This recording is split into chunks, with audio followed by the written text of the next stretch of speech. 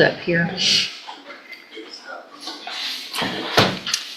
See, Mr. Jones, in cause number 25 DCCR 0523, you're charged with a first-degree felony offense of murder from April 28th of 2025. Sorry, blunt one. And what that means, sir, is that if you go to trial and you're found guilty in that offense, the range of punishment would be between 5 years and up to 99 years or life in prison. Do you understand the range of punishment? Yes, ma'am. And then in cause number 24, DCCR 2431, you're charged with a state jail felony offense of unauthorized use of a vehicle from October 15th of 2024. What that means in that case is that if you go to trial and you're found guilty, the range of punishment is between 6 months and up to 2 years in a state jail prison. Do you understand? Yes, ma'am.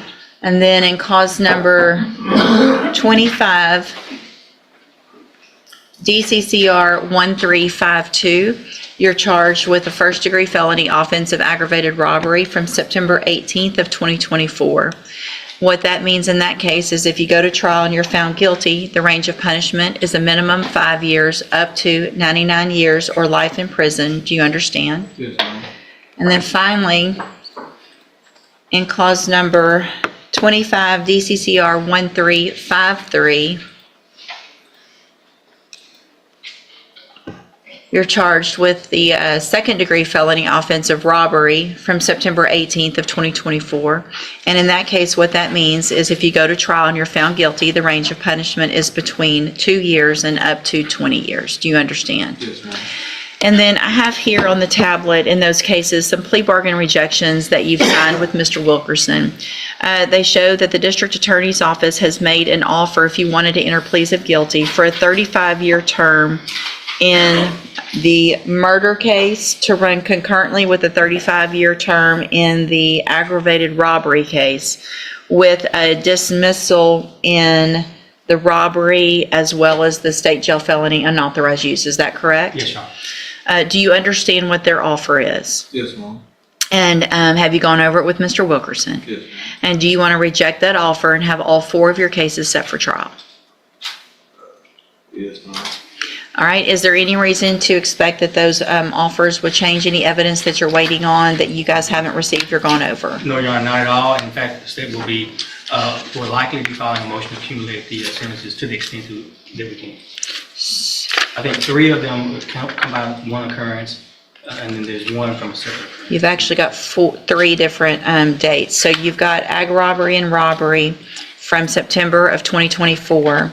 You've got an unauthorized use from October of 2024, and then the murders from April of 2025. To the extent we can accumulate all of those, Judge, we will seek to do so. So I want to make sure you understand, Mr. Jones, that if you are found guilty in more than one of these offenses by a jury, the state can file requests that I stack or run cumulative, which means stack on top of each other any punishment that you receive. Do you understand that as well? Yes, ma'am. And that after today, I will not accept this agreement for a 35-year term. If you change your mind later, you can enter a plea open to the court. You can enter a plea to something different, but it's not going to be 35 years. Do you understand? Yes. All right, and do you want to have all of your cases set for trial?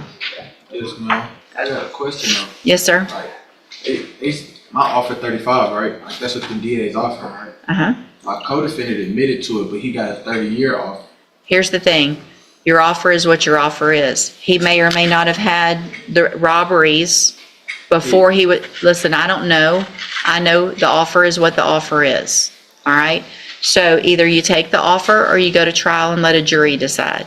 I'm not involved in negotiations. I'm not going to tell the district attorney's office what to do. That's not my job.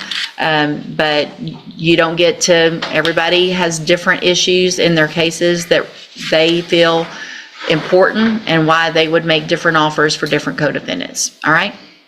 So you're not going to have a different offer, and that's what I want to make sure you understand. Even though there was something different for your co-defendant, the district attorney's office has said, this is it, this is your offer. Do you understand? Yes, ma'am. Okay, and you want to reject it and go to trial? Yes, ma'am. Okay, we'll get it set for trial, and Mr. Wilkerson will be in preparation. You can go back with the bailiff. Thank you, Your Honor. Be excused. Thank you, sir.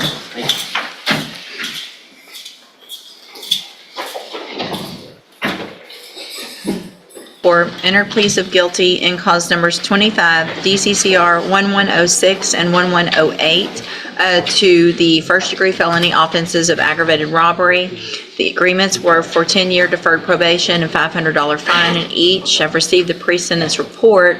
Has everyone had an opportunity to review that report? We have, I have, Your Honor. Are there any additions or corrections? Not from the defense. No, Your Honor.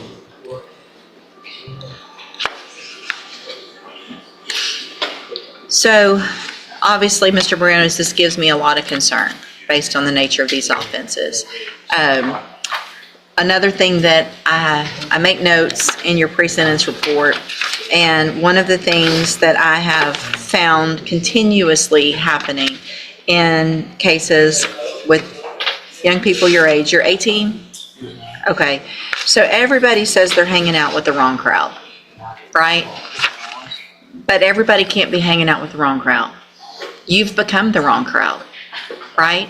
And so if I give you this opportunity today, then this is the best opportunity you will probably ever get in your lifetime, because you will be able to live your life, hopefully, in a very different way than you were on that night, and the way you were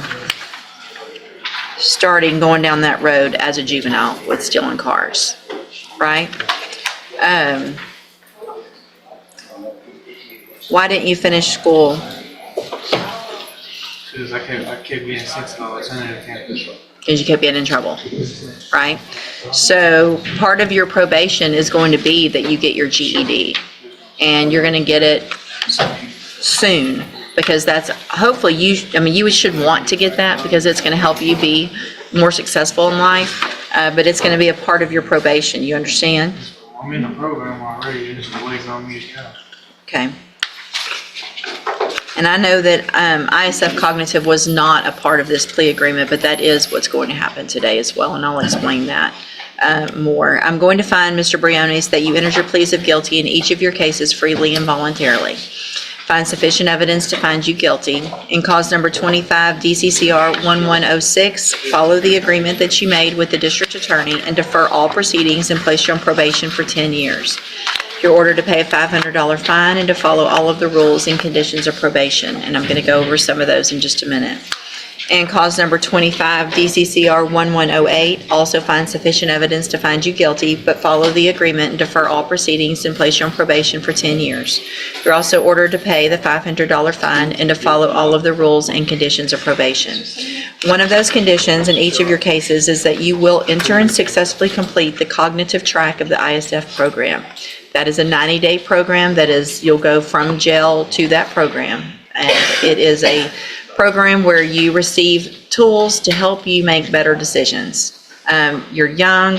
You're going to have to be making very adult decisions if you're going to keep yourself out of prison, and that's going to help you do that.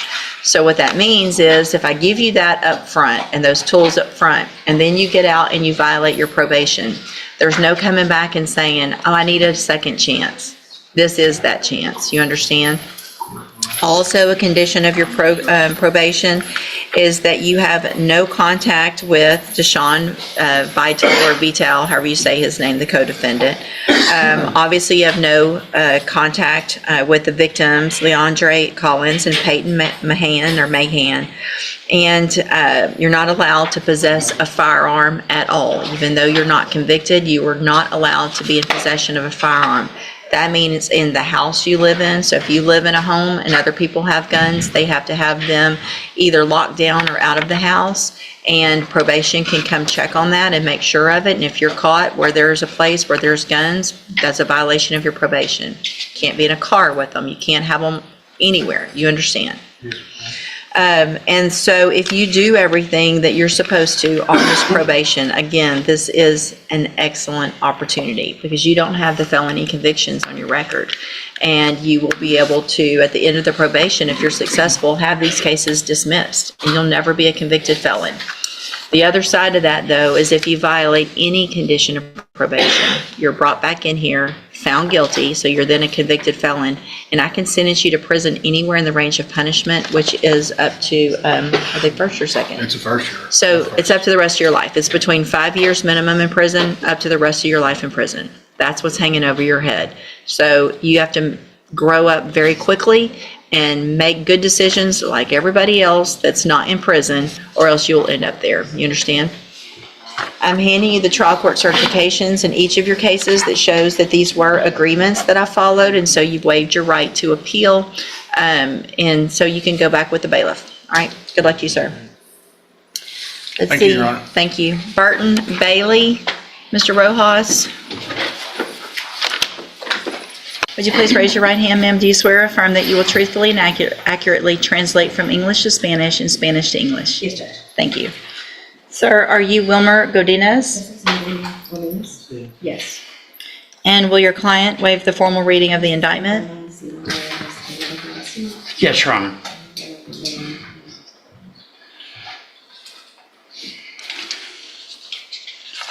There you go, Judge.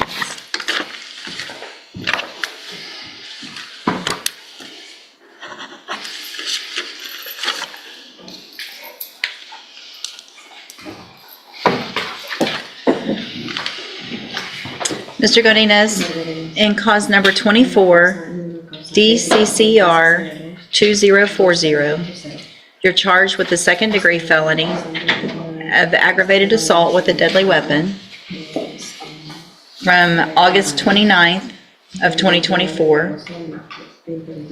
And how do you plead to that charge? Guilty.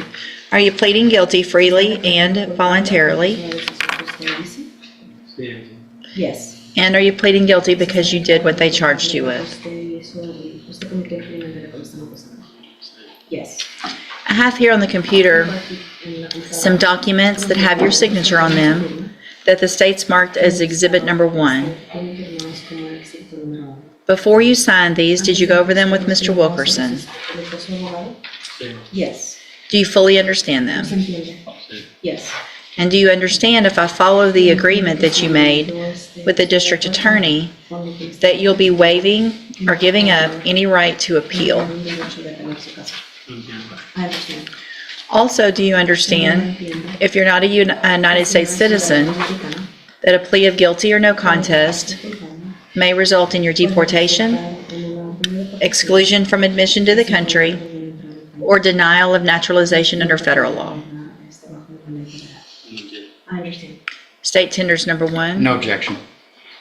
It's admitted. Is there any evidence that Mr. Godinez is not competent? No, Your Honor. Mr. Godinez, I'm going to find that you entered your plea of guilty freely and voluntarily. Find that you're mentally competent and you understand the nature and the consequences of your plea. Find sufficient evidence to find you guilty, and at this time, find you guilty of aggravated assault with a deadly weapon. Sentence you in accordance with your agreement to a term of 12 years in the Institutional Division of the Texas Department of Corrections. You will receive credit on that sentence for any time that you've been in custody that the law gives you the right to receive. There will be an affirmative finding of a deadly weapon. I'm going to hand you the trial court certification. This shows that this was an agreement that I followed, and so you waived your right to appeal. I've also handed you a written admonishment regarding your ineligibility to possess a firearm or ammunition. That's in Spanish, so you should read it carefully. If you have any questions about the laws that make you ineligible to possess a firearm or ammunition, or how long that lasts, you can talk with Mr. Wilkerson. Yes, sir? We've included in that complete paperwork that the sentence in this case run consecutive to the federal sentence. I know you don't necessarily have any control over that. The only reason why we included it is because Judge Crone on the federal side ordered it. Okay, So so consecutive. consecutive. Están esperando a ver si el juez judicial federal le va a decir que no. Si no, hacerlo no. And so, Mr. Godinez, I want to make sure you understand that this sentence will run consecutively with any federal sentence that you're serving. Do you understand? Las sentencias van a empezar a la